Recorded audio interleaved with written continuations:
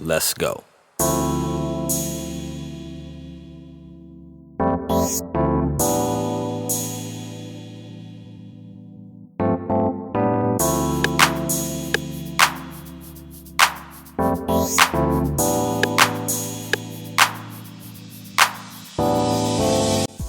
Good morning, everybody. Hope that you all are having a blessed day. This is your boy Polo of Polo Fields Lawn Service, and in this video I'm just going to share with you all and give you some information on when you need to renovate your lawn. You got some people out here that are trying to renovate their lawns and they got one weed in their lawn, or they're trying to renovate their lawn and they got some heat stress in their lawn and they're thinking their lawn is dead. So I'm going to show you in this video some lawns that need to be renovated, some lawns that don't need to be renovated, and some lawns that just need to be sprayed. So let's go ahead and jump into the video and let's show you real quick what you need to do. Now you see this lawn right here? This lawn should get a total renovation. Here's why. Over here you have tall fescue grass. Tall fescue, tall fescue, tall fescue, tall fescue, tall fescue. But as you get over here, yeah, Bermuda grass. So this lawn here is basically divided. From here over, it's Bermuda. From there over, it's tall fescue.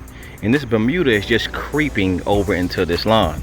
Now what I will basically do is I will just wipe it out and then just see what grass type that the customer wants. Do they want warm season Bermuda grass, or do they want cool season, which is a tall fescue? Because remember, in the winter time, this Bermuda grass is going to go dormant, which means it's going to turn brown, and the tall fescue is still going to be green. So yeah, it looks good, but once it gets cold, that's going to turn dormant, and then that's going to turn brown. This is going to be green. Down here in the ditch area, all of this is tall fescue. Of course, they're doing some water work over there, but all of this is tall fescue. But that Bermuda grass is creeping over this way, so I would most definitely do a total renovation on this one. On this particular lawn right here, of course, you can see it's already dead, but the customer did have a tree that was right there. So she got the tree cut down, got a contractor to come in and go ahead and grind up the stump, which left a big gigantic hole there. So what I'm doing is I'm adding dirt, and we're gonna fill that hole in, level everything out. So down there was a lot of Bermuda grass and tall fescue, and then up here was just a lot of tall fescue, but it was a lot of weeds that was just sporadically throughout the whole entire lawn. So we're changing everything over and we're gonna make this a cool season lawn. Of course, I've already sprayed it, I've already mowed everything down, and I'm adding dirt, filling in these holes, and we're gonna level everything out.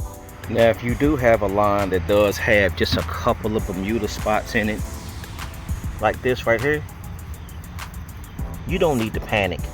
You don't need to sit up and say, oh, I need to kill my whole entire lawn. No, just spray these, and then you'll go ahead and take care of this Bermuda grass, because this right here is a tall fescue lawn.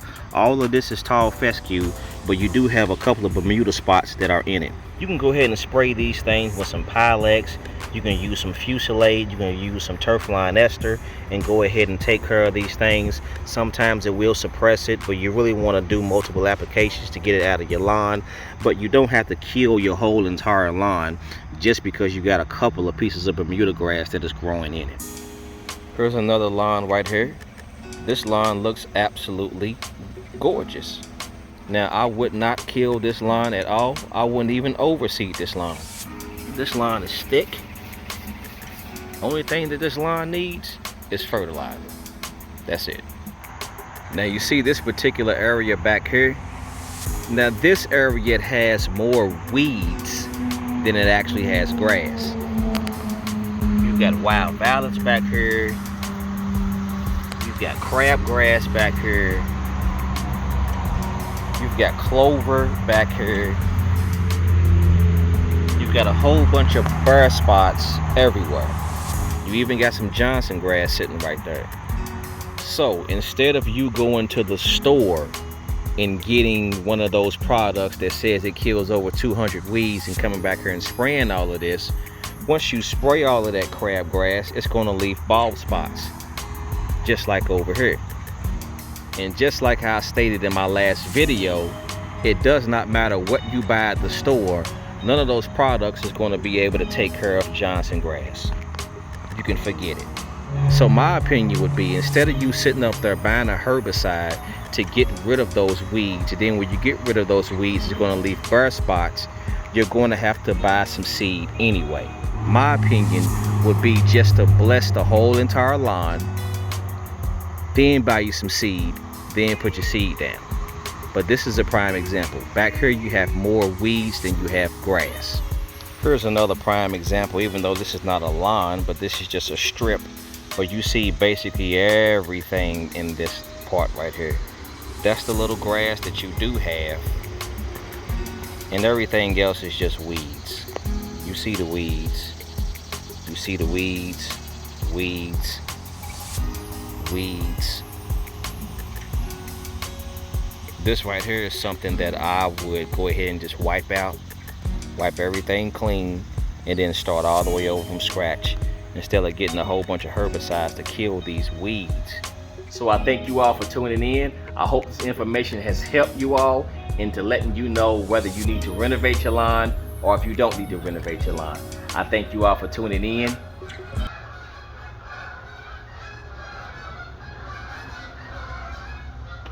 Wow, it's a whole bunch of them, ain't it? I thank you all for tuning in. Y'all have a blessed one, and I'll see y'all in the next one.